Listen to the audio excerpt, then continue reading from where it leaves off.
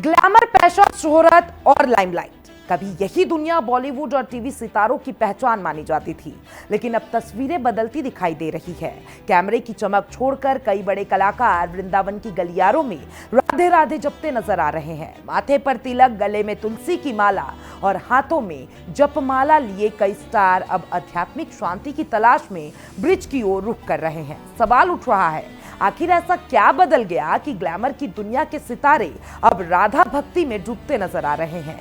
क्यों वृंदावन और बरसाना अब सिर्फ धार्मिक स्थल नहीं बल्कि मानसिक शांति और आत्मिक सुकून का केंद्र बनता जा रहा है? देखिए, पिछले कुछ वर्षों में वृंदावन आने वाले लोगों की संख्या में जबरदस्त बढ़ोतरी हुई है।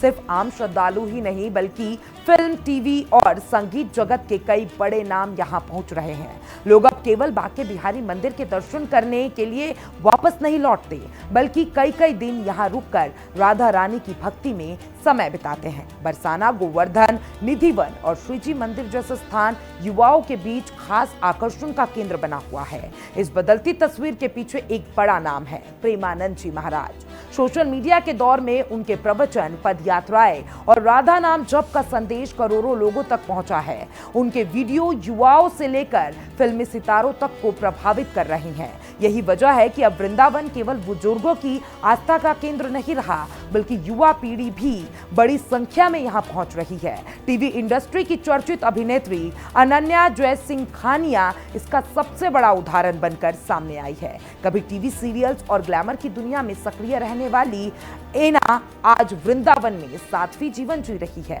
मध्य प्रदेश के ग्वालियर से मुंबई पहुंची एना ने टीवी इंडस्ट्री में काम किया, कई सीरियल्स में अभिनय किया और नाम कमाया। लेकिन उनका कहना है कि इस चमक धमक में उन्हें सुकून नहीं मिला। जब वे वृंदावन घूमने आई तो यहाँ की आध्यात्मिकता, ऊर्जा ने उन्हें भीतर से बदल दिया। ऐना बताती हैं कि वृंदावन आने के बाद उन्होंने प्याज लहसुन तक छोड़ दिया। फिर एक रात उन्हें सपने में प्रेमानंद जी महाराज दिखाई दिए और उन्होंने राधा नाम जप करने को कहा। इसके बाद एना ने फैसला कर लिया कि वे अपनी जीवन राधा रानी की भक्ति को समर्पित करेंगी। जनवरी 2026 में उन्होंने दीक्षा ली और अब वृंदावन में रह रही है। उनका कहना है कि पहले वे चकाचौंध में फंसी थी लेकिन अब उन्हें असली शांति मिल रही है। सिर्फ ऐना ही नहीं, अनुष्का शर्मा और विराट कोहली भी पिछले कुछ वर्षों में कई बार वृंदावन पहुंचे हैं। दोनों कई बार प्रेमानंद महाराज से मुलाकात कर चुके हैं। दिसंबर 2025 में जब अनुष्का और विराट उनसे मिले तो उनके गले में तुलसी की माला दिखाई दी। आमतौर पर यह माला दीक्षा लेने वाले लोग पहनते हैं। इसके बाद ऐसी चर्चा तेज होने लगी कि अनुष्का ने भी आध्यात्मिक दीक्षा ले ली है। गौर करने वाली बात यह भी है कि अनुष्का शर्मा लंबे समय से फिल्मों से दूरी बनाए हुए है। वे 2018 के बाद किसी बड़ी फिल्म में नजर नहीं आई है। कई लोग इसे उनके आध्यात्मिक झुकाव से जोड़कर देखते हैं। जब वे प्रेमानंद महाराज से मिली तो उन्होंने कहा, हम आपके हैं महाराज जी, आप हमारे हैं।